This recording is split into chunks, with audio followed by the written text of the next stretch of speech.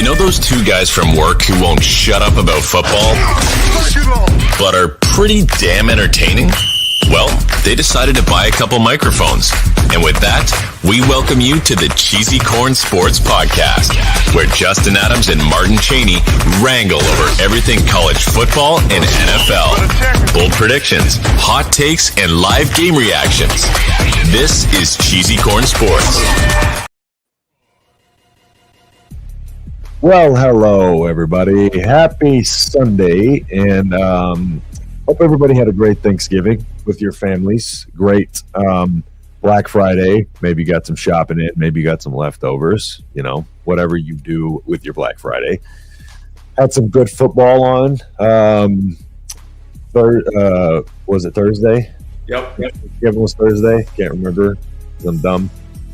Some good games on.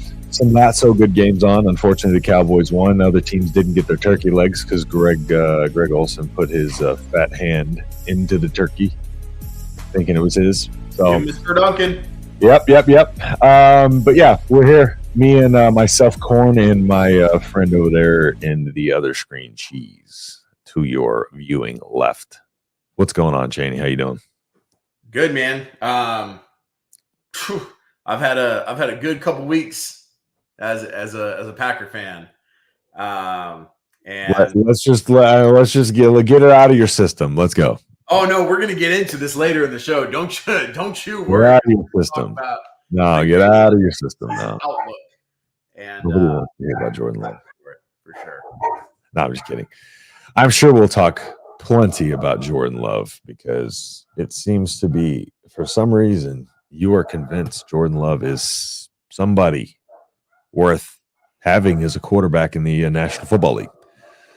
And in fantasy, but that's neither here nor there. All right. 7 on the year, by the way. We're gonna throw that out there. A little crazy now. 26 points last week, or this week. All right. Well, everybody who is tuning in and everybody who will tune in. So what we do here, if you're new, we go over to the fantasy football games, rankings, starts, sits, etc. If you would like, we do take call-ins, and we will be posting the link periodically throughout the show for anybody who does want to call in. Sorry, I'm trying to adjust my camera here. For anybody who does want to call in, you do not need to have video, just audio. You can call in, ask questions, hang out, whatever, and then we answer start sits in the chat. So drop your questions there. And to everybody who is here, if you don't mind just leaving a like, it really helps us out. YouTube doesn't like us otherwise. So you have to like us for YouTube to like us. So please like us, please. All right. That being said, let's go ahead and start getting into the matchups. What do you say, Chaney? Let's do it. Let's do it. Starting out with Patriots at the Giants. Patriots are a -4 favorite, and this is a snooze fest waiting to happen. What is your what don't you like? What I don't like the Patriots. I don't like the Giants. I don't like Mac Jones. I don't like Tommy DeVito. Right now, I don't like Brian Dable. I don't like Bill Belichick. I don't like fucking anything about this game. I'll agree. I think the Patriots might be the absolute most boring brand of football on the planet. I'd rather watch the Jets right now. I'd rather watch the Giants right now. I'd rather watch probably anything. Yeah. There's TV on right here. It's not turned on. I'd rather watch that for 4 hours than sit through a Patriots game. Yeah. Fantasy-wise, what do you like? Anything in particular? What do you don't like? I mean, just this isn't even a knock against Saquon specifically. Yep. It's just when the team around you is so bad, it's so hard to shine. When you're playing with a backup quarterback, your production generally goes down. Your O-line is already as bad as it is. Like, he had a great week last week because, got him involved in the receiving game. So I'm going to be looking for Tommy DeVito to get the ball into Saquon Barkley's hands as much as possible. Don't throw it to Darius Slayton. Don't throw it to Isaiah Hodgins. Don't try and get cute with it. Yep. the answer is Saquon. So force feed him. I don't care if the defense knows what you're going to do. Nothing else works on that entire offense. So yeah, Saquon is really it. On the Patriots side of the ball, you're looking at maybe deep league flex plays from like Demario Douglas or I guess Ramondre Stevenson because the Giants defense is equally as bad. mm-hmm. But outside of like those three players, probably not. Yeah, no, I have to agree. Running backs and bad offenses is just a recipe for disaster. So Saquon, for what it's worth, outside of him not being able to stay healthy, but his production, it's hard. It's really hard. Nobody is, that team, the Giants wide receiver core is just.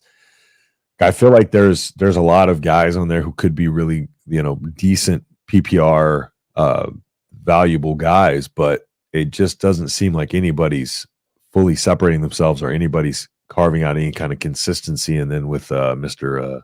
Old Danny DeVito in there, it's going to be tough sledding. So to find any consistency, the Patriots side of the ball, just give me nothing. I don't want any part of it. Except maybe Ramondre on occasion. But outside of that, I never want anybody in the Patriots offense any week. So, yeah. All right. Anything else on that one? I don't think we need to spend too much time on that crap. Last note on just like the running backs, really. I mean, like you and I were talking about before the show, it's hard enough to deal with all the bye weeks and injuries. And then you incorporate like it's Sunday, but now we've already had 4 NFL games played. That's 8 teams. A lot of them had fantasy relevant, players on it.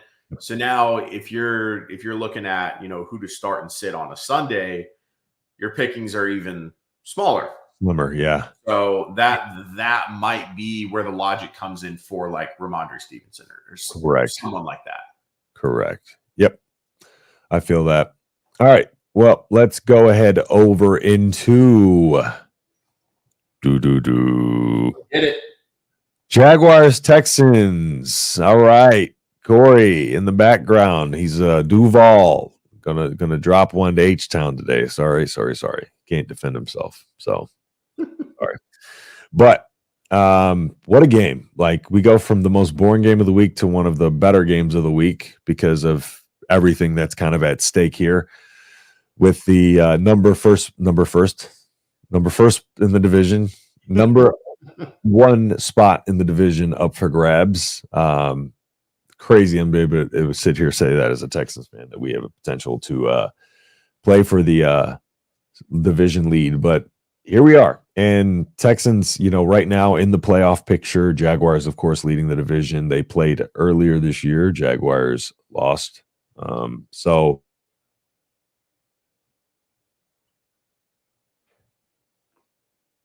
I feel like Justin might have froze. And that would be where I take over. So, which really sucks because I know he's been dying to talk about this game and this game specifically. Jaguars open up at 1.5 favorites at Houston. I kind of like Texans plus 1.5 here. Yep, there I am. I like Texans plus 1.5 here simply because you're at NRG. You have all the hype of the wins and CJ Stroud continuing to grow and grow and grow. You have the chemistry with Tank Dell. It's going to be, I think the further we get into the season, the environment at Houston is just going to become better and better and better. And I don't like anyone in that division coming into Houston right now and coming out with a win. So give me Texans plus 1.5. You're firing up CJ Stroud. He's in my top 10. You're firing up Tank Dell. He's in my top 10. No Noah Brown today. So, I would be comfortable with flexing Nico Collins as well. Probably temper expectations with Devin Singletary. He's had a couple of very, very strong weeks. However, this Jags defense doesn't really play around with that. So, yeah, definitely. I would temper expectations. I'd probably sit Devin Singletary, to be honest. So there is that going. Let's see what other Dalton Schultz. I think you can comfortably fire him up if you don't have any, other solid tight ends. Dalton Schultz, I think, is a great option for you. That's really it on the Houston side. Going over to the Jaguar side, firing up Calvin Ridley. I think Calvin Ridley will be fine. Trevor Lawrence has been a little hit or miss. I'll let Justin talk about Trevor Lawrence after this. Don't want to steal his thunder, of course. But what I will talk about is the wide receiver start of the week for me, Mr. Christian Kirk. Houston Texans over the last 4 weeks are allowing the second most fantasy points per game to slot wide receivers. That is exactly what Christian Kirk's role is. And give me Christian Kirk fired up today. You're going to have Stingley all over Calvin Ridley. Ridley will still get a couple passes his, but if there's one thing we've learned this year, it's that Trevor Lawrence doesn't like to force the ball to Calvin Ridley. He will much rather take the easier throw either to Evan Ingram or to Christian Kirk or even Zay Jones, who Zay Jones, I guess, is suiting up and playing today. So Calvin Ridley's production also does go up with Zay Jones, which is going to kind of bleed into Justin's point on Trevor Lawrence. Again, I will let him get to that in a second. But, so those are the guys there. Travis Etienne, top 10 for me as well at the running back position. Maybe not the full, 2 touchdown, 20, 30 fantasy point performance that you have come to kind of accept on his boom weeks. But I think his floor is still safe. You're still going to start him. Justin, it looks like we have you back. Welcome back. We missed you. And go ahead and let us know your thoughts on this game. Yeah. Apologies. My internet is dog shit, and I'm about to actually smash my router because I've been dealing with this all morning. But anyways, yeah. As I was saying, this game, very, very big. And so, the Texans offense has been one of the better offenses in the league this year. And Jacksonville, has that high upside for their offense, what we expected them to be coming in the season, what they haven't been so far. And so, I do expect the Jaguars offense to have a good game. I do expect Trevor. Damn, did he just cut out again? Just as soon as he's about to bring up Trevor Lawrence, he's going to come back. He's absolutely heated, by the way. So we'll give him a couple seconds here to get on in. But I don't know what else to say, but I don't want to steal anything that he was talking about.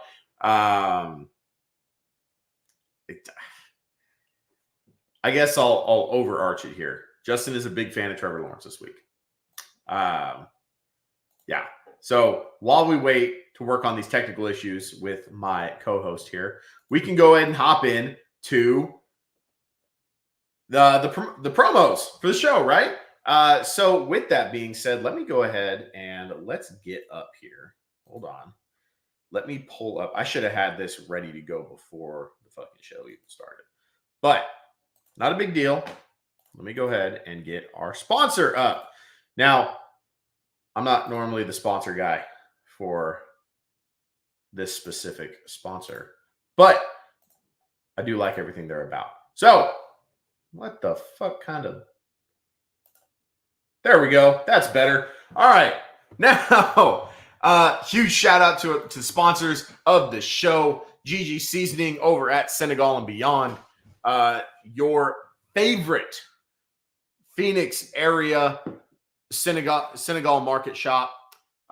Good friend of the show, Matt, and his wife Gigi put together this seasoning. Great blend. It's like an all-purpose blend of all sorts of great Senegal seasons and spices, and you put that on everything. Justin is a huge advocate of this. I'm a huge advocate of this. Use the link in the description, as well as hop over to ggseasoning.com. Use code CheesyCorn at checkout for 10% off and get you some of what is easily becoming one of my favorite all-purpose seasonings. I throw it on literally everything. Once again, huge shout out. Thank you to Matt and Gigi for being amazing sponsors of the show.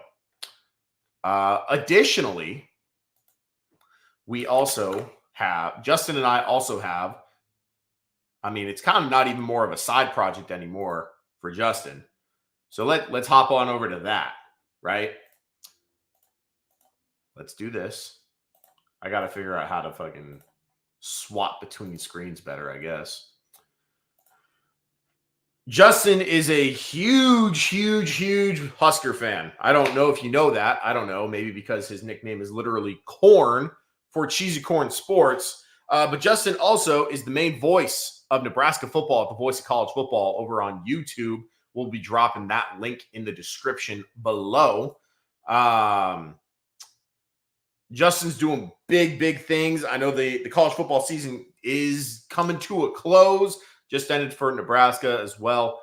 However, Justin is doing great things over at the Voice of College Football. Him and Mark just be running that stuff up. They're talking post-game live reactions. They're talking technical breakdowns, interviews with former players of the team, really just, and then collaborating with other Nebraska Husker content creators as well to really just kind of drive that community that is Big Red. So we'll be sure to drop that link in the comments as well as in the description. And go ahead and check out, subscribe, and follow Justin on all socials as well as the Voice of College Football. Additionally, I have a little side project going on as well.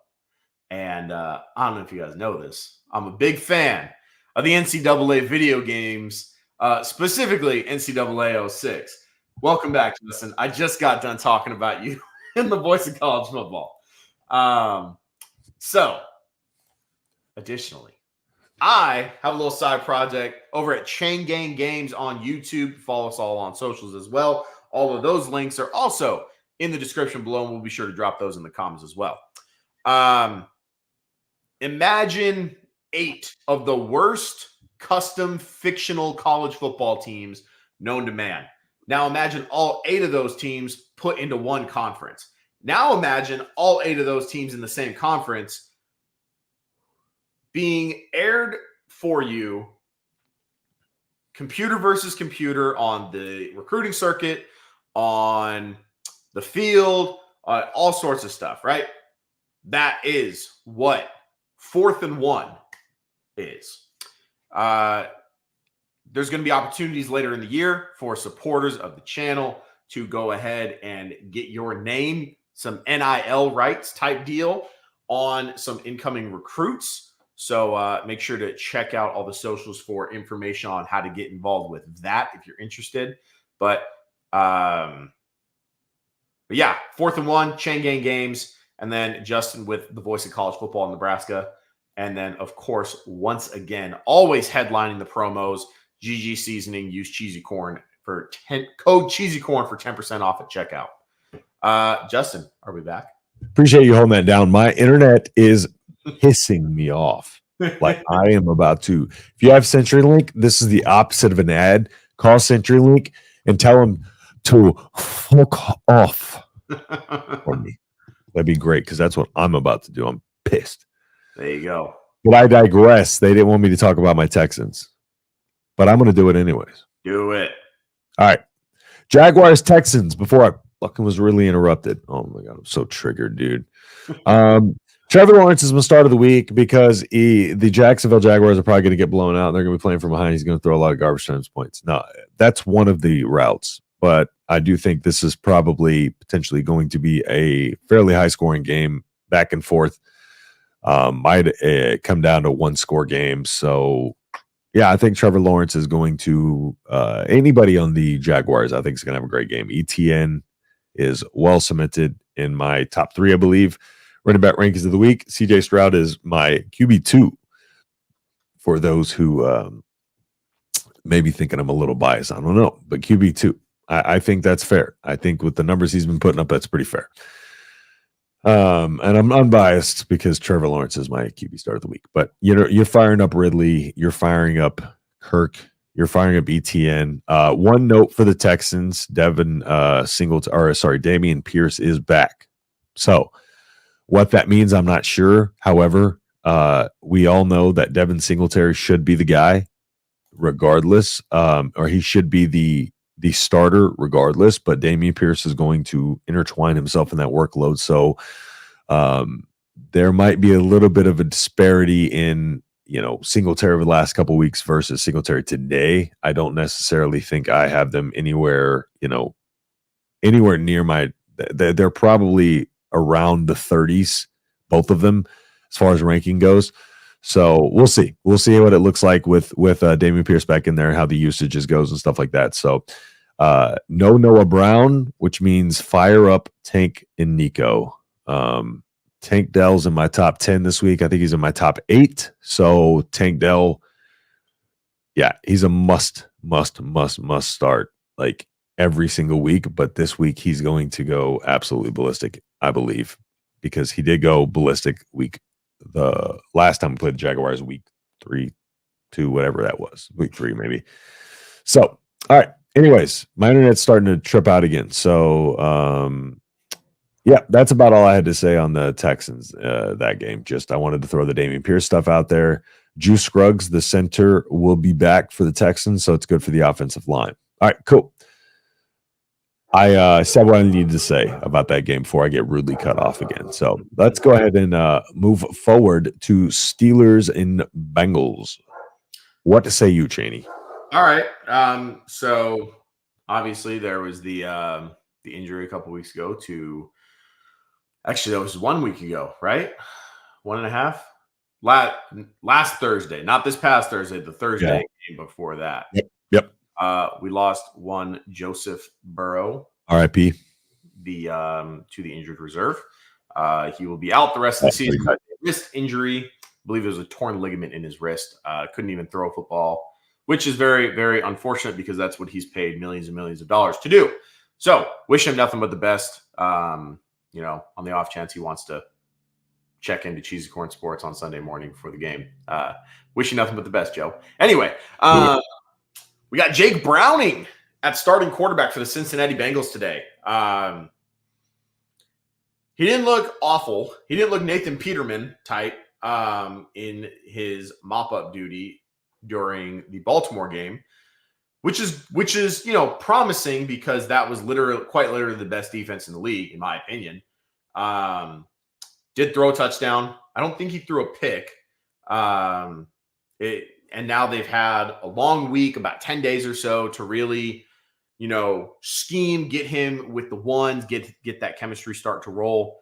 But there's a lot of question marks, right? As far as how it's going to look. Are we, best case scenario, going to be looking at, Brock Purdy filling in for, was it Trey Lance and someone else, a year ago? Or are we going to be looking at, I don't know, insert any bad backup quarterback here? Tim Boyle for the Jets. There we go. There's a recent example. Tim Boyle. There we go. So just the range of outcomes, is very wide. As far as fantasy goes, myself being a Jamar Chase owner, I dropped Jamar Chase. I didn't drop him. I dropped him in my rankings. My bad. Okay. He's still in my top 10, but just not the locked-in top 5 receiver that I normally, that I traded for him for. Fair enough. But yeah, he's still there. It could be for the last 10 days, they very well could have just been telling Jake Browning, hey, look, just force feed Jamar Chase. He's going to make you look good. Or it's going to be a lot of hand the ball off to Joe Mixon, check down to Joe Mixon, check down to Tanner Hudson at tight end, along with they also got. Did they get Uzama or was it Uzama last year? CJ Uzama was last year. Was it last year? Okay, pretty sure. Yeah. Okay, pretty sure. They had some other tight end. I can't remember who it was. Not a big name or anything, but yeah. He's been pretty involved as well. I think T. Higgins is back this week as well. So Jake Browning definitely has the weapons around him to succeed. It's just going to be a matter of, it's his first NFL start. We'll have to wait and see. Yep. Luckily, he is at home. On the Steelers side of the ball, no Matt Canada. Matt Canada was fired as the offensive coordinator. I'm not going to speak for you. I have no idea what this Steelers offense is going to come out and do. In my head, Jaylen Warren, you're going to fire him up, ready to go in the flex. And this is all because Cincinnati's defense is just so bad. So Jaylen Warren, fire him up. Najee Harris, probably flex him unless you have a better option. Yeah. Jaylen Warren's definitely, if you're starting one of the two, Jaylen Warren right now than Najee. Agreed, because it's slowly starting to shift his favor for sure. Correct. Deontay Johnson, I think you can still flex just because of the volume with the yards after catch, like that PPR type level. Yep. George Pickens, I mean, if you're hindered by injuries and bye weeks and stuff, I'm not looking to the waiver wire to start someone over him. But if you have the depth, I would definitely consider keeping him on my bench. Yep. If you have Kenny Pickett on your roster, you're probably getting ready for the consolation bracket as it is. And that's really about it as far as the Steelers' fantasy relevance goes. So I think I still like the Bengals to win this one. I think, I like the Bengals in this one still. I'm not sure who I like to win this game just yet. I'm very, very much still on the fence. It's so hard to just realize and see what the Bengals are going to be without seeing it again, Right. So, like you said, with Jaylen Warren's definitely the guy to go with out of the two running backs. The receiver core at this point, they've kind of established themselves in the Steelers pecking order of the receiving core, and Kenny Smallhands, it is what it is at this point. So let's just say it is what it is. Bengals, Jamar Chase, really hard to rank Jamar Chase right now. Really hard to know what to expect. T. Higgins will be back. What that means, we never know with the Bengals. T. Higgins has been back before, came out and did one snap, never saw the field again. That's still an absolute travesty of justice. That should right have been wrong. Can't wait for Green Bay to sign T. Higgins in the offseason. That's not happening. Calm down. Free agent. You're getting it's time to just blow everything up in Green Bay. Start fresh. They did. That's what this year is. No, you need to suck for a while. Listen, every team must go. No, but you need to suck for years. That's how that's how this works for most teams. You must suffer, as I have, okay? Since 2002, I've been dealing with this dog shit team. Okay? Like it. You have been spoiled rotten. Now you need very true to live in the dumpster for just a couple years. Not with that 3 years. Dumpster fire. Dumpster, 3 years. 3 years. I just asked for 3 years of no playoffs. Best I can do is 1.5. So you can be humbled. 1.5 years of no playoffs. Yep. All right. Anything else on this game? No, I feel confident we can move on from this. Perfect. Let's go to Buccaneers and Colts. And, got to like any team that's playing the Buccaneers for fantasy. So, Colts minus 2.5 point favorites. Really, really like Pittman this week. Mm-hmm. Point where Pittman is my start of the week. Okay. Because Tampa Bay's defense is horrendous. And I don't like Pittman, so I usually wouldn't pick Pittman, but I'm going to pick him for this reason and for that reason, because I don't like him, but I got to pick him when the matchup's there. And the matchup's there this week. So Pittman, I expect a huge game out of him today. Tampa, that defense is, of course, the one that gave up the 470 yards to C.J. Stroud. So they're absolutely terrible. outside of that, your usual Mike Evans, hopefully not having to fire up Baker unless you're in an absolute dire situation where you have to fire him up. Colts Minshew mania on the other side. So we'll see what Minshew's got. I have him in my top 10, but I had to bump him out. So he's at QB 11 for me. So just because, how can you not root for Minshew? And a bunch of other quarterbacks have already played. So he's kind of by default. Jonathan Taylor, locked and loaded, top 5 running back, especially this week, top 3, if not 1. But so he's going to feast. Yeah, this is going to be a ugly game, but pretty good for fantasy. So what say you? Yeah, I actually, this is like my prediction almost for like underrated like game of the week type thing. Yeah. There's a lot of fantasy relevance in here too, and a lot of like good looking like fantasy relevance. Yep. I was gonna let you talk about Rashad White. So yeah. So I mean, just going through all of my like rankings here, right? I got JT as no, that's your ranking. So I was like, I don't have JT as my number 1 running back. I have JT as my number 2 running back this week. I have Rashad White at number 5. Let's see what else. Receiver wise, I have Michael Pittman in my top 10. I almost went with Josh Downs as my wide receiver start of the week. For actually a lot of the same logic that I did with Christian Kirk. The Bucs are absolutely terrible at, a lot on defense, but specifically, they've been giving up the most fantasy points per game to the slot receiver over the last, I think, month. Yep. And third most over the entire season. So Josh Downs was almost my start of the week for that reason. But with all of that in mind, that's why I have Minshew Mania as my QB start of the week. Again, 4th most points per games allowed to the quarterback over the last month. I've started to try and throw my logic in there just to kind of, let you know where I'm coming from with it. Right. No. I'm not the best at actually verbalizing my reasoning a lot of the time. Appreciate that. Something I'm working on, but if we write it down, it's easier. We gotta start somewhere, right? Yeah. But so I'm pretty hyped for the Colts. I actually think the Colts cover the -2.5 spread on this one. And get the win.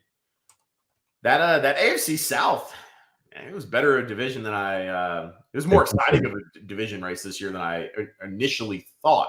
Yeah. So good on them. And I mean, just to keep in mind, like they still have Anthony Richardson coming back, next year. Yep. So it'll be a lot of young talent.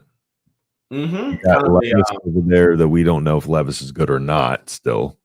So yeah, I mean that's kind of up and down, right? He's got the cannon for sure, but it's the decision making accuracy, which is the exact same thing that we have been talking about since fucking March. Yep. So 100%. Yep.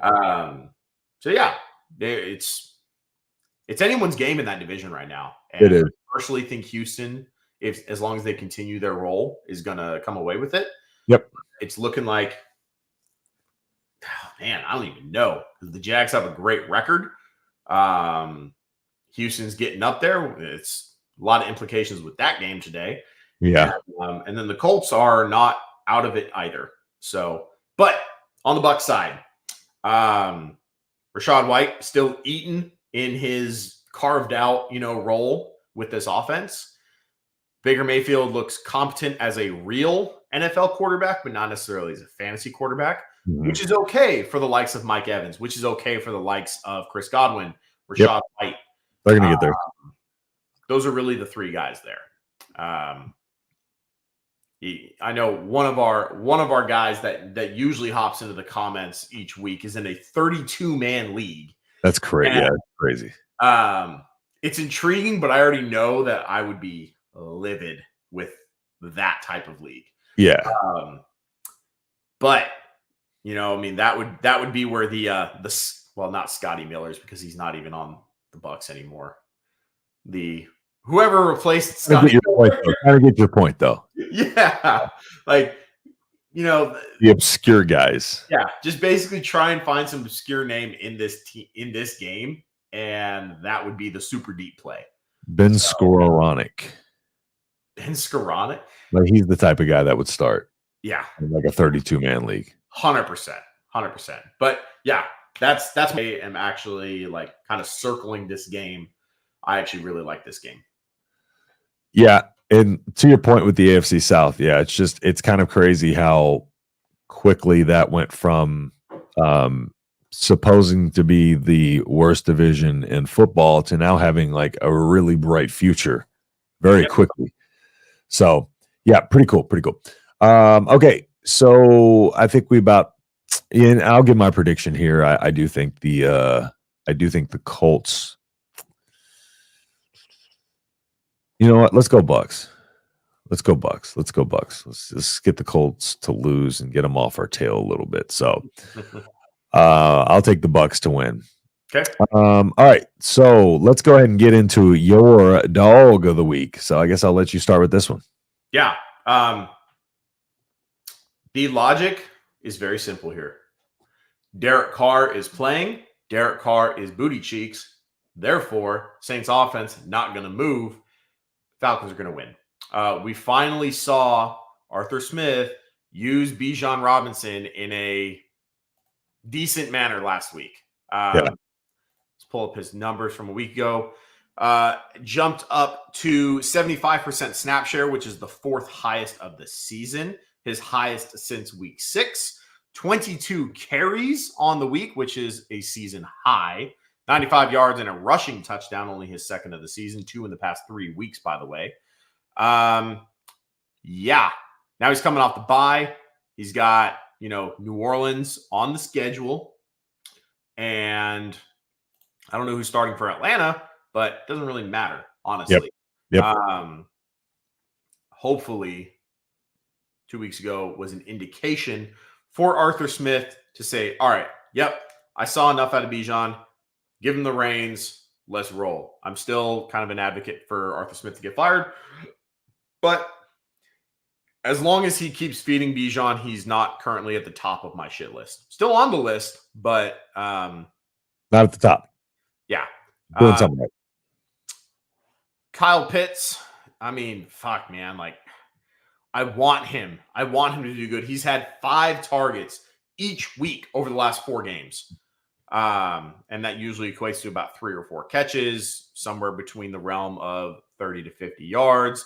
So, like, he's been in that, like, 6 to 9 point, realm for PPR. Yep. God, he can be utilized so much more. Oh, yeah. Like, especially in that offense, like, you got Drake London as the 1, and I don't even know who the number 2 is. You could literally put Kyle Pitts as the number 2. Jonnu and Pitts, yeah. And it would be exceptional. Jonnu Smith and Pitts. Yeah. So, but I was going to have Chris Olave in my top 10 receivers for the week until I realized that it wasn't Jameis Winston starting and it was Derek Carr, and I immediately moved him out. I think he's still, on paper, a good play because Michael Thomas is not playing today. And Atlanta doesn't generally give up those deep shots. So Rashid Shaheed is a very hit or miss type thing this week. Yep. And so, like, in my head, it's like, okay, Kamara, Olave. There's no one else. Yeah. I'm sure Derek Carr is going to find someone else other than Chris Olave because they seem to hate each other for some reason. But it is what it is. So I do like the Falcons, plus 1.5 here, simply because of the Derek Carr. Derek Carr. Yeah. It's kind of wild to me because Derek Carr, like, absolutely force-fed Devontae Adams in Vegas last year, right? Yep. And I was hoping coming into the season, that's what we were going to see with Chris Olave. Yes. Chris Olave's schedule coming into the season was elite. His target share last year was elite. The skill set last year was elite. And that was with Andy Dalton.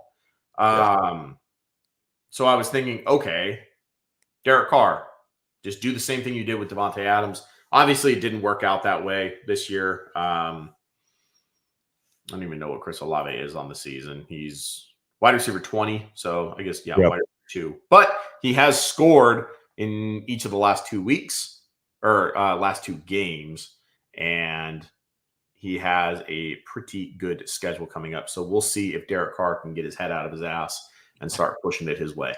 Yep. Yeah. Falcons are the most frustrating team in the world for fantasy purposes, especially if you're a Bijan owner or even an Algier owner. But Algier probably fans are probably appreciative because Algier still found it fantasy relevant up until this point.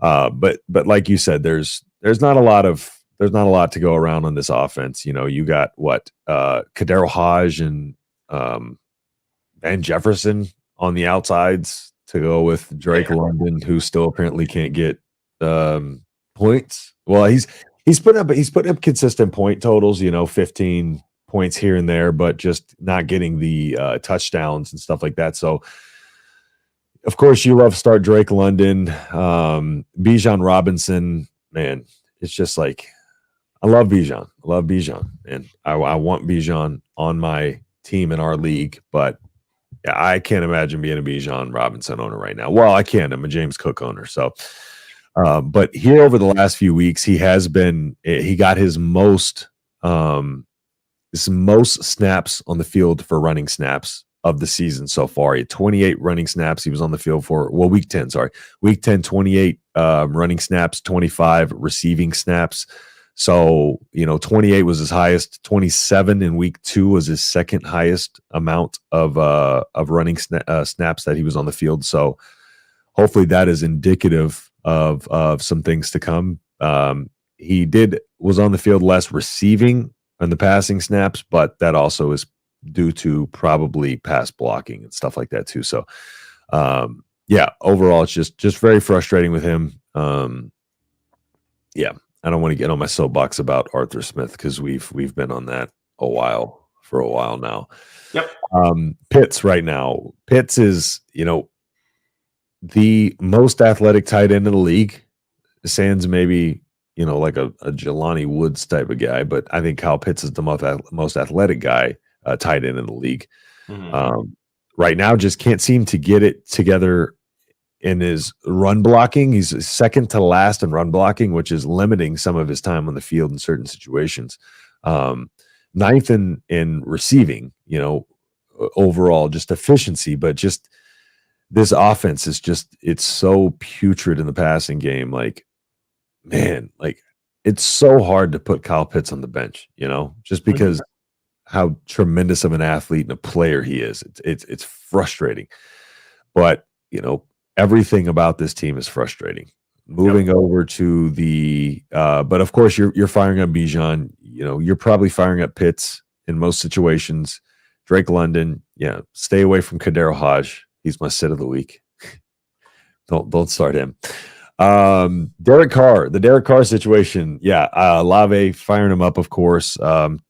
24th in efficiency, I believe, for receivers, but very limited upside. Juwan Johnson has not been, Juwan Johnson was a receiver in college. So Juwan Johnson has always had that upside, but he has flashed his weeks, but he's a touchdown dependent fantasy option. So, you're staying away from him. Rashid Shaheed's the deep ball threat. You got A.T. Perry on the outside. They're not really, A.T. Perry's not been consistent enough to really warrant, starting. Rashid Shaheed is a really tough one to start because you do got to rely on the deep ball. But like you said, no Michael Thomas today, so Olave should have a pretty good game, get a pretty good amount of target share. But hard to predict this one, man. But I think the Falcons pull this one out. Yeah, Michael Thomas has actually been placed on IR, so he will be done for at least 4 weeks. One thing before I forget on the Bucks, Rachaad White was a surprise add to the injury report this morning, but I don't think there's anything to that. I don't foresee it being an issue. It might have been one of those things where they had to add him for some reason. Yeah, it says added to the injury report late in the week with a knee injury listed as questionable. As of 19 minutes ago, he is officially active. So Yeah, and I don't think it's going to limit his. I don't think the injury is going to affect his game at all. So I don't think so. take that for what you will.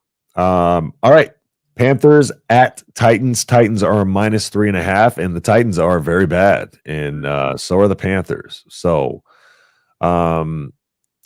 first things first. The Panthers are playing. So shout out Bryce Young. Shout out Bryce Young for he's going to go out there. He's going to have a great game against the Titans. So love to see it. Panthers are very bad. The Titans are very bad. This is going to be a bad game. Yeah. That's what that means. This is going to not be fun to watch. So Sunday ticket, go ahead and buy it so you can watch this game. This is the it's going to be the best game of the week. So probably not, though. Probably not. Looking over the actual offenses and defenses, though, I really wanted to pull those up in this. Power ranking overall, 31st for the Panthers, 25th for the Titans. So defense, 18th, Titans 28th. Power ranking offense, here we go. Panthers offense, 30th, and the Titans 28th. Gotta love it. Disgusting. It's gross. Bryce Young's PFF grade is 47.8, by the way. Just so you know. Under pressure, 43. Clean is 89, but under pressure, 43. He's 27th out of qualified QBs. So what that tells me is Carolina needs to build their O-line. Carolina needs to not. Yeah, you just kind of need to blow it up and sell the team somewhere, most likely. Team David Tepper. Will Levis. Who is Will Levis? What is Will Levis? Is Will Levis dating the girl from the draft? You mean Morgan Wallen? We don't know. Is that Morgan Wallen? We do not know. Does she like him when he plays good at quarterback? We do not know. But we're not here to answer those questions. We're here to answer fantasy questions. So Will Levis, not a good quarterback. We've been seeing lately. So Derrick Henry, fire up Derrick Henry. I got Derrick Henry in my top 10 running backs. I mean, you're firing him up regardless. But actually, Derrick Henry's efficiency has been insanely good. It's just, he's starting to lose touches to Tyjae Spears, and the offense being as bad as it is, like we mentioned with Saquon, bad offenses equal bad running back fantasy performances. So D-Hop, touchdown dependent for really a quality week. He's not really, I would say he's in the probably average of 5 to 6 points a week without a touchdown and without that 40-point week or two. Outside of that, Westbrook, no. Chris Moore, no. Chigakonkwo, not good this year. Not what we anticipated. So moving over Thielen. I really, really like Thielen's matchup. Thielen, actually, looking at the cornerback wide receiver matchup, has the best cornerback wide receiver matchup of anybody this week. So Adam Thielen is for me, a lock and load top 10 receiver. So you got with Chuba Hubbard out of the backfield. Good luck. And Bryce Young, you're staying away from Bryce Young. I think the Titans are the better of the terrible teams. Titans, I think, have a little bit of they're a little more disciplined, and they seem to play a little bit more of the unit. They're better coached, in my opinion. So I think the Titans take this one. Panthers move to 1-10. It's horrible. Well, that's good, at least for Bear fans, right? Yeah. Just real quick shout out to Adam Thielen, dude. Like, oh man, Thielen's still doing it. I personally was all the way out on Adam Thielen coming into the year, right? Oh God. Like in every single, I don't remember exactly where he went as far as like redraft, like capital. But there was several mock draft, like almost every mock draft, where he was either going in the very last round or he was going undrafted. Yeah. And just complete all the way out. And he proved me wrong. It's just really interesting because in Minnesota, he was always like, he was the red zone guy, right? Yep. He would get like 10 touchdowns because Kirk Cousins would just throw it to him in the red zone, and then the rest of it was Justin Jefferson. Now he's the white Keenan Allen. It was him in the red zone with the rest of it being to Stephon Diggs. Yep. So I guess we just never really saw him as that like wide receiver one. Exactly. And then he was going to the worst team in the league with a brand new quarterback, and he's 33 years old. So like nowhere on paper was anyone seeing like, hey, no, Adam Thielen's, he's going to ball out. No, dude's the wide receiver 10 on the season in PPR formats. Like insane. He's got a really good schedule the rest of the year too. This dude in my redraft league, shout out Declan, by the way. He has Thielen. He's been, this dude's team is fucking scary. Yeah. Without Adam Thielen. Like he's got Josh Allen, Jonathan Taylor, Keenan Allen, Travis Kelce, Cooper Kupp, Adam Thielen. He's got fucking Jerry Jeudy, Brian Robinson on the bench. Like there's not a lot of holes on this dude's team, and he's one of the top 2 teams in the league, and he scares the shit out of me because I'm trying to make the playoffs, and I have him, I think, next week. And I need at least like 2 wins to really feel comfortable to make the playoffs. So you're screwed. Yeah. So yeah, shout out to that. As far as this game goes, you covered everything. I don't really have a lot to say on it because I don't want to say anything on this. Will Levis is bad. Derek is getting old. I would still fire him up in this game. Yeah. You're firing up Adam Thielen, and really about it. That's it. I guess the other options you would flex, but unless you want to get dicey and fire up DJ Chark. Do not fire up DJ Chark under any circumstances. Please no. All right, let's move on. Interesting matchup here for some reasons, injury reasons, and stuff like that as far as the fantasy part of it goes. Really, the tough part here is how to treat Cooper Kupp. And Puka Nacua. I do, because Cooper Kupp has, struggled and also is coming off the injury.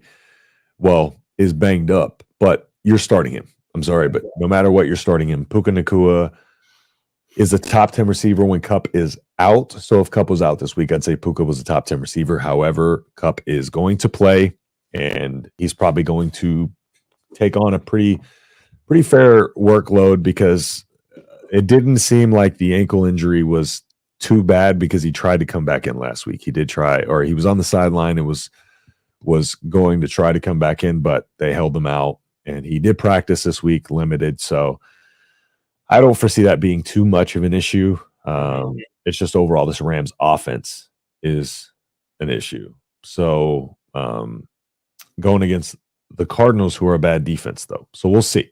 We'll see if maybe this is the week that the Rams can kind of get something rolling. And, also on the other side, you have Kyler Murray. And this is going to be another opportunity for him to show kind of what fantasy-wise, what value he's going to have this year off of the injury, what he looks like. He looked decent fantasy-wise last week. And so we'll see. We'll see what he looks like, another week off of that. His legs always give him that upside. So it's hard to ever go away from Kyler no matter what. I hate the guy, but I got him in my top 5 this week because I just like the legs and the fact that there's not a whole lot of other people on offense this week or on offense for them. It really makes him have to do a lot more. So James Conner, you're firing up. Dortch, I'm not buying Dortch. I'm not buying into anything Dortch. I'm not going into that. Nope. Me and Dortch, I'm never buying into that. We're not getting back together, in the words of Taylor Swift. So Hollywood Brown, flex him, I guess. Don't feel confident about flexing Hollywood Brown, but if you have him to flex and you need him, he's flex worthy. So, just not a lot to like on this Cardinals offense. And then on the other side, Puka and Kupp. And then if I'm choosing a running back, I still prefer I actually know Kyron Williams. Never mind. Kyron Williams is back. Forgot. So you're firing up Kyron Williams then. Yes, sir.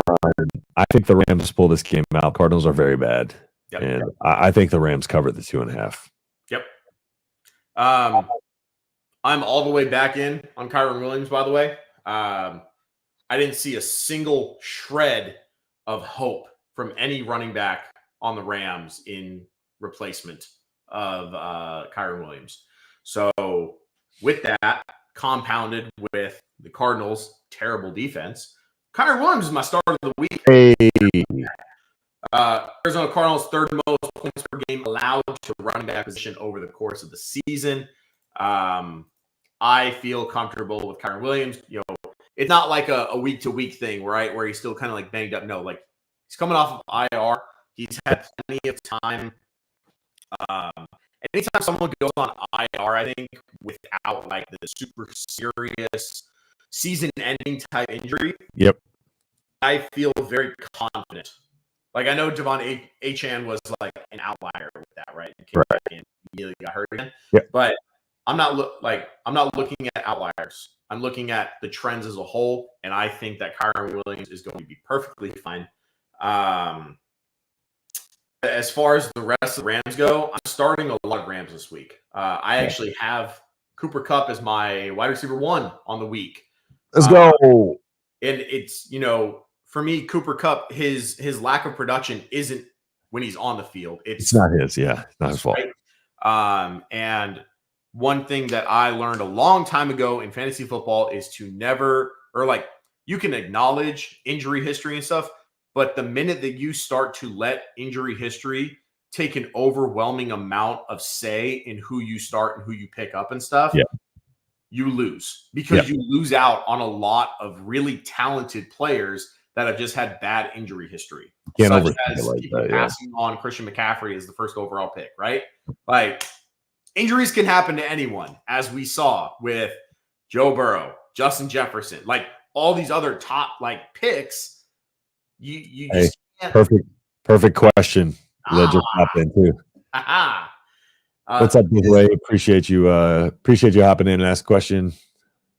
Yes. But go ahead and Kyron Williams. He just talked about Kyron Williams as the start of the week. So Kyron Williams, my running back start of the week. The Cardinals defense is terrible. The Cardinals defense is giving up the third most points per game allowed to the running back position. Only 2 teams. That's what that means. Only 2 teams in the NFL have given up more points on a per game basis to the running back position. Don't ask me what the teams are. I don't know. This was a targeted data research into this specific team. I like how you typed Kyron Williams. Did I? Fuck. Hold on. Now you got to leave it. Now you got to leave it. Nope. We promote good quality. That's why you want to see them. I also have Kyron Williams in my top 10 running backs on the week. I have him at number 8. But as far as the Rams receivers go, I talked about Cooper Kupp being my number 1 receiver on the week. I also have Puka at number 6. As long as Stafford's back there, he can feed both, as we have seen. And this Cardinals team is, again, bad. They're not going to, they're not gonna put up a lot of resistance against this team. So no problem, man. Appreciate the question, by the way. Yes, sir. Thanks for coming on in. But I agree with you. I think the Rams cover pretty easily. I think we've seen flashes of the Rams that this Rams team, I know their record doesn't indicate it, but they're an actual fun team to watch. They are there. I actually think I have more fun watching this team grind out and actually earn wins over their Super Bowl run team. Yeah. I'm not saying that was a boring team to watch by any means, but I just have fun watching the Rams here. Yeah. It's natural. It's not overpowered. It's it's fun. Yeah. So Cardinals, not so much. But I think in those super deep leagues, again, I agree with you. You're not starting Greg Dortch. You can fire up Trey McBride, who's been a target monster. Top 5 tight end. Out of Kyler Murray. Kyler Murray, I would just like to say that sports medicine has grown tremendously. ACL tears used to be Don't use Kyler Murray and grown in the same sentence. all I'm saying is that ACL tears used to be like career hindering, if not like you'll never see this person return to like form again. Now they're coming back better. Yeah. It's like Tommy John surgery. I was about to say it's like Tommy John surgery. Like the amount of advances in sports medicine is just it's tremendous. And makes me really interested to see what happens with all these Achilles tears, because Achilles used to be even worse. I mean, they still are worse. They still tears. But let me know when they figure out how to work the biceps, because mine keep tearing, so I need that fixed. Yeah. So So Trey McBride, super deep league. Maybe Rondell Moore to like rely on like that super long deep shot once a game. He might get some targets, here and there in a game. Maybe he's trying to get his space or something. Sometimes with that offense being as bad as it is, you never know what they're going to try to mix in to try to make something happen. So, and then Hollywood. I guess James Conner for a volume play, but that would really be about it. All right. Question here: has James Conner in it again? Alexander Madison, James Conner, or Jacoby Myers in flex this week? Currently, have James Conner. Just want some other perspectives. I would roll James Conner as well. I would still roll Conner. Yeah. So, to me, that's pretty easy, James Conner. So, go ahead and double down on that, Mr. John Quinn, friend of the show. All right. Great friend of the show. He's been here since episode 1, actually. So. Yep. Appreciate you hopping in here as always, Mr. John Quinn. All right, let's move forward into the Battle of the Bees, Browns and Broncos. And Dorian Thompson-Robinson is going to be starting. Take it away, Chaney. So it's actually really funny here because I just looked at your start sits for like the first time, even though we're an hour into the show. Yeah. I'm seeing a couple similarities. I don't know. Because I got Russell Wilson as my sit of the week, man. We got the same sit of the week. Let's go. Browns defense is, for fantasy reasons, the best defense in the league against opposing quarterbacks. Right.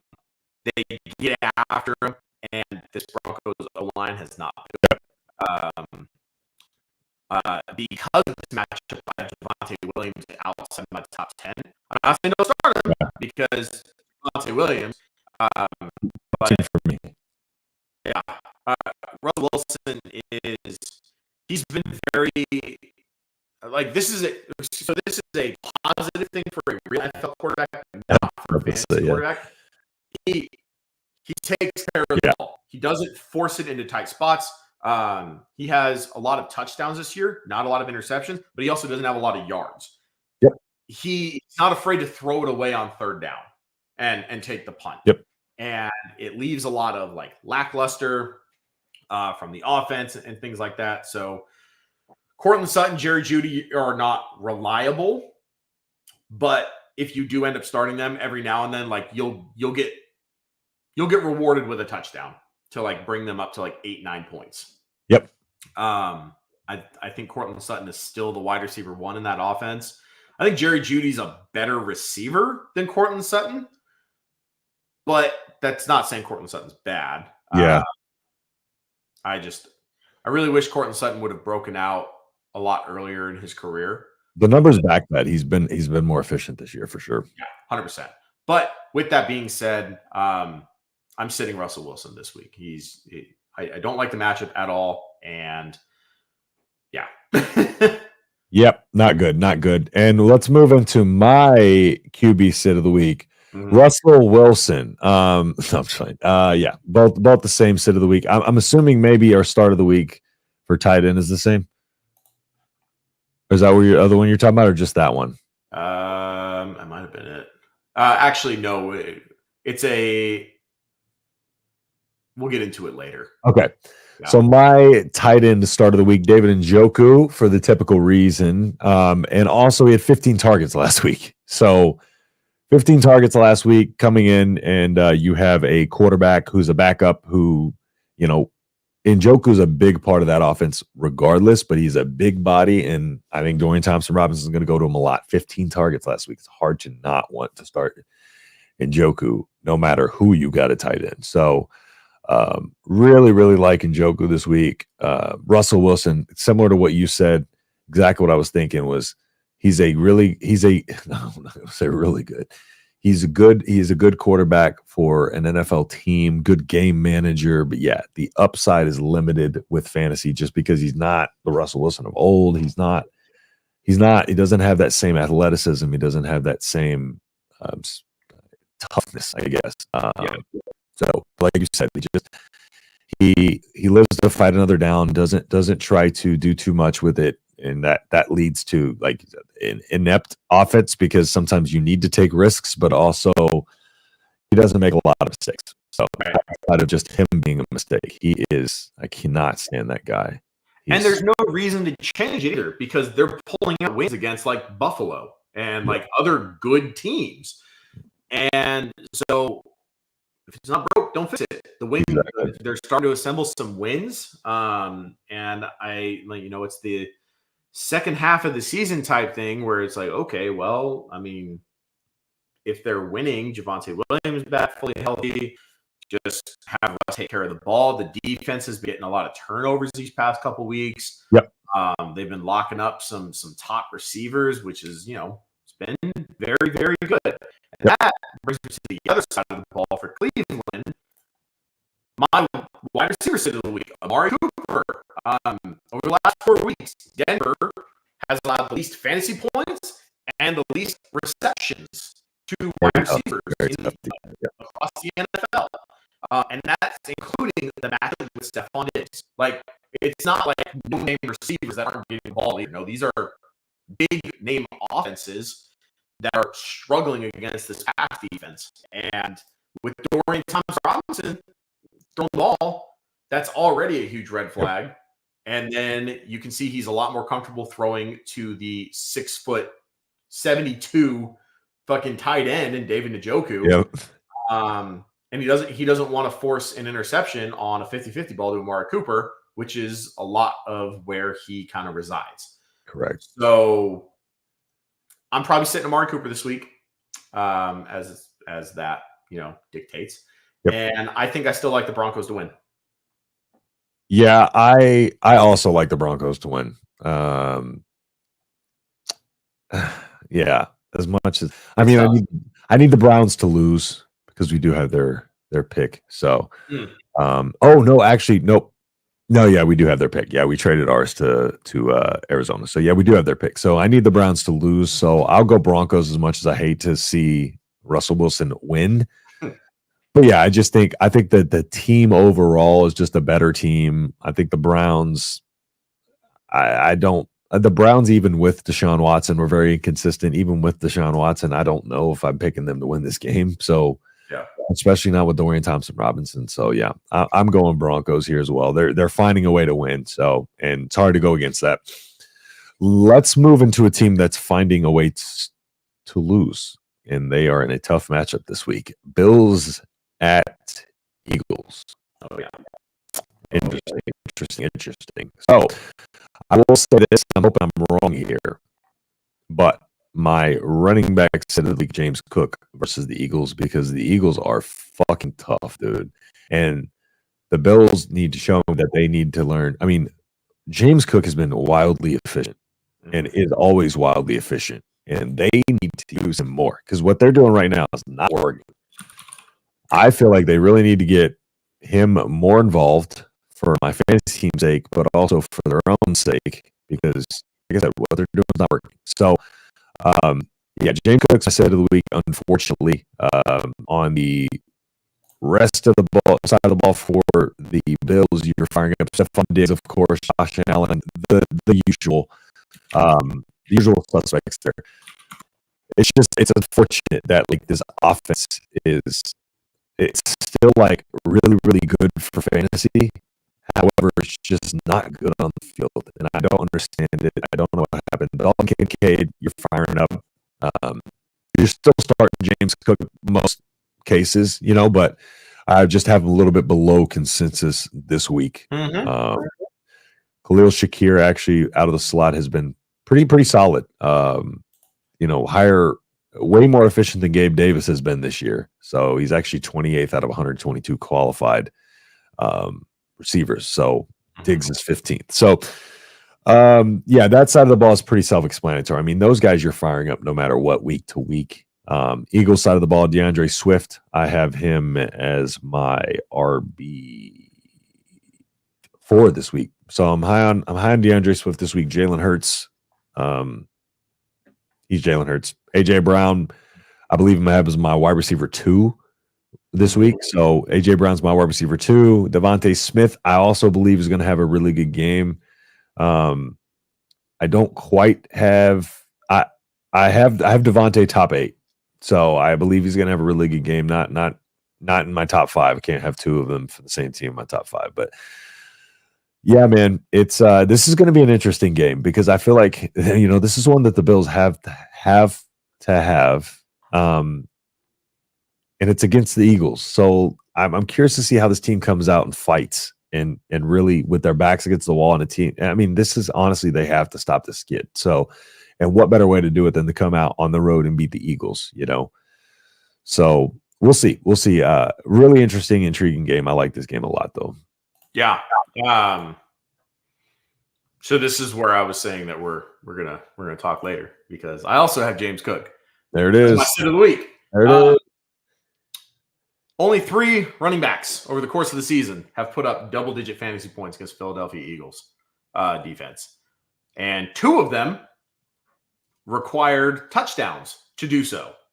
That being, I believe it was Brian Robinson and Breece Hall. I believe 2. Yeah, that sounds right.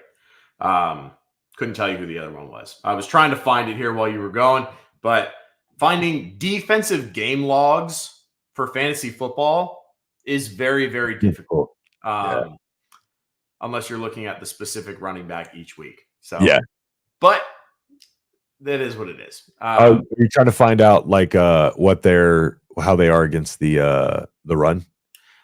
Yeah, well, what I was trying to do is I was trying to find like a game log for the season. Got like, okay, week 1 they played. I think it was the Patriots, and this is what that running back did for fantasy football. Oh, okay, gotcha. So I was trying to find it all compiled into one. Yep. So I didn't have to look up each individual opponent to see what they did that week. Yeah, for sure. So, but with that being said, James Cook, he's still not the full workhorse that really needs to be put out there. Yep. Second straight week, or past 2 weeks have had less than 50% snap share. He's out there on a lot of the runs, which is, promising. He had 17 carries last week and 3 receptions, so 20 touches is huge. But he only has 3 touchdowns on the year. Only one of them is a rushing touchdown. It was promising because he finally got a carry inside the 5 last week. Yeah. That was great. Promising. But it was at least promising to see the touch. He's got, he's the RB15 right now, right? Yeah. If he was on any other fucking offense, that would just give him the rock. 100%. He'd be a top 6 running back. Yeah, top 8, top 6, for sure. And it pains me, but here we are. So, James Cook, sit of the week. I got the Eagles covering in this one. I have both AJ Brown and Devontae Smith in my top 10s. Obviously, Jalen Hurts. I don't need to say anything about that. DeAndre Swift is also in my top 10 running backs. He is at 10. Devontae Smith is at 10. AJ Brown's at 2. Interesting note about the Buffalo pass defense is they are amazing at scheming for the wide receiver 1 of the opposing team. And that usually opens up the wide receiver 2 on that team to have a better day. Yeah. I don't have the actual analytical stats with that to support it. However, I could. Just their man defense shutting down the wide receiver one of the opposing team is usually better than not. Now, AJ Brown is a monster, so I think he'll still get his, but I think that opens up a lot of opportunities for Devontae Smith. And Jalen Hurts, obviously going to have a ecstatic week. Get him on the 1 yard line, fucking push him through while it's still legal, right? Yep. And push. Yep. I am inevitably waiting. I hate that play. And that shit. That's going to be awful. I hate that play. We do have a question over on Twitch. Lil Cheeto. Was that Lil Cheeto? That Little Cheeto Vera? Or is it an actual Little Cheeto? I believe that picture, I believe, is Lionel Messi. So holding up the World Cup trophy with the little thing. Go. So, pick 2: Derrick Henry, Joe Mixon, or Josh Jacobs. I'm probably going. I'm assuming this is PPR. Mm-hmm.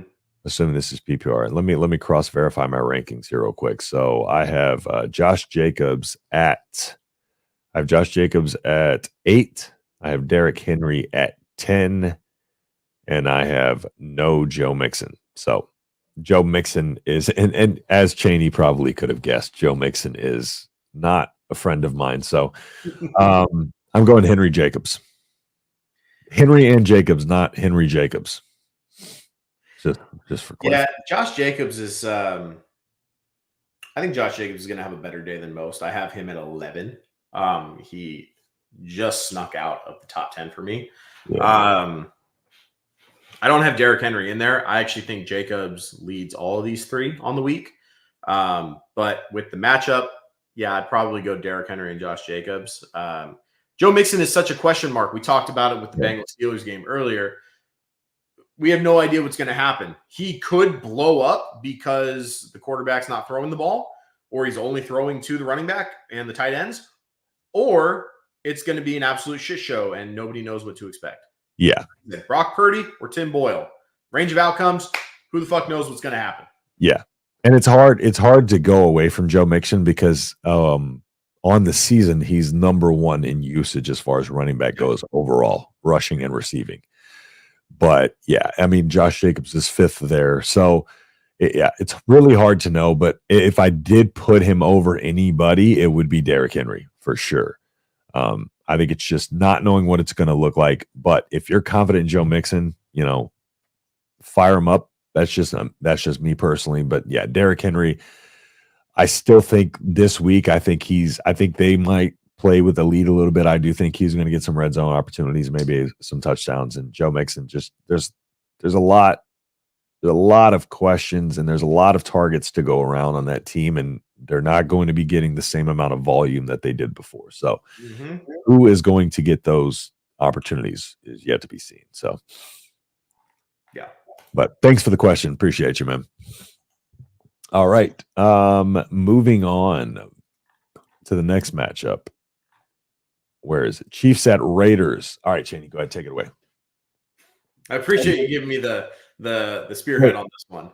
I thought because I'm trying to rotate. I'm trying to let you go first. I go first. For sure.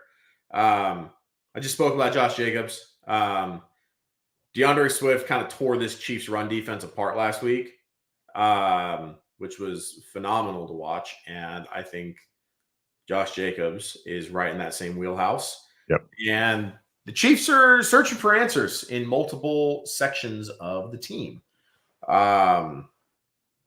Seems like a pretty easy fix to me, but hey, not in the NFL, right? So is what it is. But this one's kind of you're starting who you usually start: Devontae Adams, Josh Jacobs. I'll stay away from Michael Mayer because I know you got something you want to talk with him about. But on the Chiefs side, I do like Rashee Rice this week. I think he is a good option, but it also is going to depend on, do they scheme fucking 11 targets for Justin Watson again, or do they actually get the ball into the hands of their playmakers? And that's kind of what I'm talking about. It's pretty easy to me. I think Rashee Rice is the best wide receiver on that team.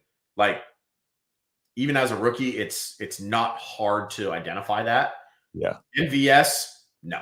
I knew that as a Green Bay fan who's watched him for years. Like, he'll haul in a impossible catch in triple coverage, and then he will drop what we saw him drop last week. It's been a thing. But of course, people don't usually, for some reason, people don't really like bring up those trends. I don't understand it. I guess maybe just you're here. I'm so plugged into like the Packers and stuff. Like, yeah. I don't know. I almost feel like it's it's a bias against Green Bay with the rest of like NFL media, but maybe it's just because Green Bay fans. Like, it's you. Yeah. But it's funny because I'm used to seeing those drops from him, and then he drops one with Kansas City last week, and it's all over like all the NFL meme pages and everything. Oh yeah, you know why that is. Yeah, to defend their boy. That's my point, right? It's like I never saw those memes when he would do the exact same thing with Green Bay. Yep. You know what I mean? But at the same time, maybe that's a good thing. Maybe I don't want Green Bay at the forefront of all the scrutiny and everything. Yeah. Just let Jordan Love cook in the darkness. Oh God. Don't bring Jordan Love back up, please. For all of our sake. QB7 on the year. But all right, relax. Anyway, Rashee Rice, best receiver on that team to me. Travis Kelce, like I know he had a fumble or a drop last week. One very, very heavy rain game. So Travis Kelce still like one of the best tight ends in the league. He's going to be a Hall of Famer. Like, yeah, I don't understand why one drop people are like scrutinizing and then he fumbles. Like, okay, like it's because it never happens. Like, but you know what I mean? It's like, okay, like, yes, he's a person, he's a player. It happens. It was raining. The circumstances were there. But at the same time, I'm also not about to like fully die on the hill of defending the Kansas City Chiefs. So that's as much as I'll say on that part. It seems pretty easy to me. Run the ball with Pacheco, throw it to Kelce, throw it to Rashee Rice. That's your offense. That's pretty much it. Don't worry about Justin Watson. Don't worry about Sky Moore. Don't worry about Kadarius Toney. Don't worry about. Hey, you can throw it to Sky Moore, right? Don't worry about MVS. Don't worry. I'm running out of fucking players on that offense. So yeah, it's. I don't know. Fuck. Like you pay your quarterback $500 million, make him go earn it. It's probably a good idea. Yep. Chiefs. Hate him. Absolutely hate him. Hate Patrick Mahomes.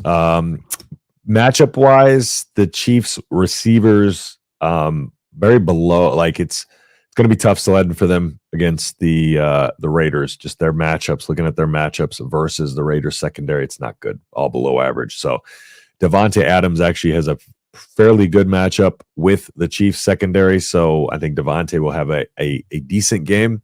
Mm-hmm. I think if anybody has a good game, like you said, I think it's going to be Rashee Rice, who's actually 20th out of 122 qualified receivers in efficiency. So Rashee Rice has been very, very good this year. Like you said, outside of that, nothing. Justin Watson. That's it. Yes, nothing. Good luck.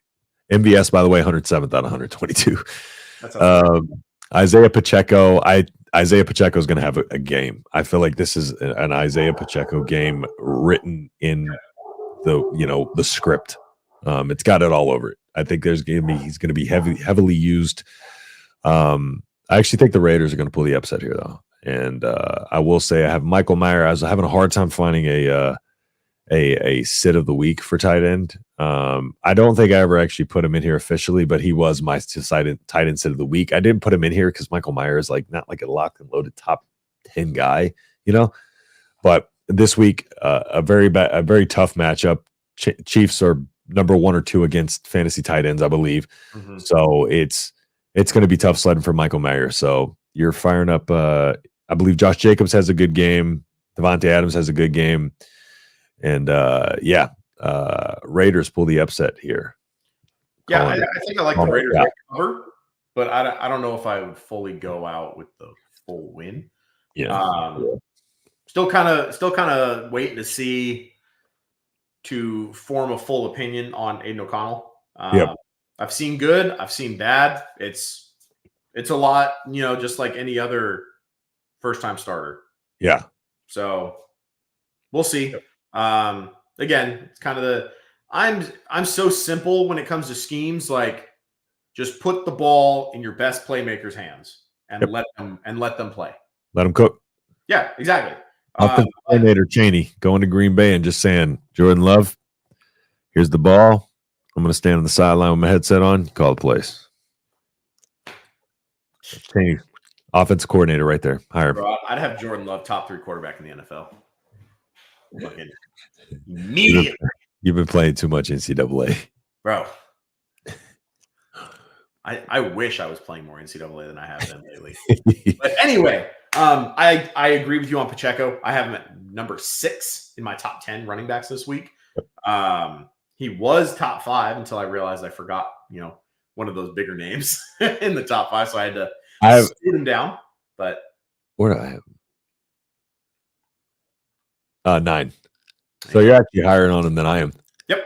I think just Pacheco runs so fucking hard, dude. Yeah, he runs like he's pissed off at the ground. He basically is, right? And I mean, in all fairness, over the past couple of weeks, I'd be pissed off at the fucking team. So yeah, that's how Ndamukong Suh would run if it's like players underneath him just stomping. Oh, Ndamukong Suh, man, oh, big red, baby. Yeah. But yeah, that's really all I got on this. Jacoby Myers, kind of a sneaky play, like one of those deeper league flex starts. Yeah, 32-man league. Yep, but that's really all I got. All right. We got about 13 minutes and we got 2 more matchups, so we'll fly through these. Ravens at Chargers. Let's do it. Yep, Ravens at Chargers. Actually intriguing game, but holy cow, Lamar Jackson's probably going to have a good game. Chargers defense is horrendous. It is abysmal. It is bad. However, I still have Zay Flowers in my set of the week. Yeah. Calling my shot. I don't know what it is, but I think Odell might have a better game. So gut feeling. I'm rocking with it. I don't know why, but Zay Flowers this week, like, when I was running through names, I'm just like, I have a bad feeling about it. I think Odell's going to have a good game for some reason. I'm just running with my gut. I got to do it. Chargers offense, it's good at times, bad at times, but Herbert, I feel like he does all he can for that damn team, but defense does him no favors. Yeah, Eckler, of course, locked and loaded top 3 running back every week. Keenan Allen, top 5 locked and loaded receiver probably every single week. Yep. So your usual suspects there. On the other side of the ball, I'm trying to go quick here. Lamar, 100% firing him up. Odell, I'm going to say fire him up. Gus Edwards is okay, but I'm on the goal line. Yep, exactly. But I'll let you take it away. Like I said, we're trying to be concise here, so I can get the last. Yeah, one. I think I personally think the Ravens blow out the Chargers in this one. Look, man, if my baseline is if Green Bay can beat them, these guys can blow the brakes off of them. Yeah. Zay Flowers was on the injury report with a hip injury. Odell Beckham with his shoulder that he hurt last week. Both are expected to play. So we'll see what that looks like. Chargers, one of the worst pass defenses in the league, specifically to fantasy. And where was it? I have Isaiah Likely. Mark Andrews out. Isaiah Likely is my tight end start of the week. You can see the stat right there. Chargers are just abysmal against anything pass related. I think Lamar Jackson finally turns around because he has been playing like dog shit these past couple weeks. Mm-hmm. So they've been winning, but he himself has been playing like dog shit. Yep. So is what it is. I think Lamar Jackson finally returns to form this week. You fire up all Baltimore Ravens and then fire up the main pieces of the Chargers offense. Yep. And a couple notes. I did look at Eckler's PFF stuff earlier or last night, and interesting notes from some of Eckler's grades. He has his lowest grade overall of his career at 58.4. He's 53rd out of 58 running backs. Run grade 61, receiving grade is 51.8, which is 45th out of 61 qualified running backs. 11 running snaps was what he saw last week. 34 passing snaps. But yeah, man, his production and his efficiency is kind of taken a fall from grace, if you will. And so that whole contract thing is looking pretty silly now. But Eckler, of course, you're still firing him up, but just he doesn't appear to be, as efficient as Eckler of old, but he's going to get the volume, he's going to get the points. But just something to monitor with Eckler having one of his worst seasons as far as efficiency goes. He has been banged up and stuff like that, I know. But all right, yeah. So stay away from Quentin Johnson, whatever you do. what we're telling you. All right, moving on to the last game. We got about 9 minutes. Bears at Vikings, and this is your lock of the week. So go ahead. Yep. Bears are bad. Vikings aren't as bad. So, 2 + 2. What does that equal? 4. Groundbreaking stuff. Yeah, right. I do have Cole Kmet as my tight end sit of the week. With Justin Fields back, okay, let me preface this, right? I'm going to say the Bears offense is passing less with Fields at quarterback. Yep. Doesn't mean they're going to be worse on offense. That simply means that you have to account for Justin Fields to pass or to run the ball as well. They almost beat Detroit last week, and he had less than 200 passing yards, and he had over 100 rushing yards. That's kind of the key, right? Yep. Just let Justin Fields go play football. You don't have a good enough of an offense to structure Justin Fields into a passing quarterback. Correct. Or like a pocket presence type dude. So, but I'll pause here. Let's get over to Connor. Thank you for the question, man. Appreciate you coming into the show. Pick 4 full PPR. DeAndre Swift, Bijan Robinson, Ramondre Stevenson, Jalen Warren, McBride.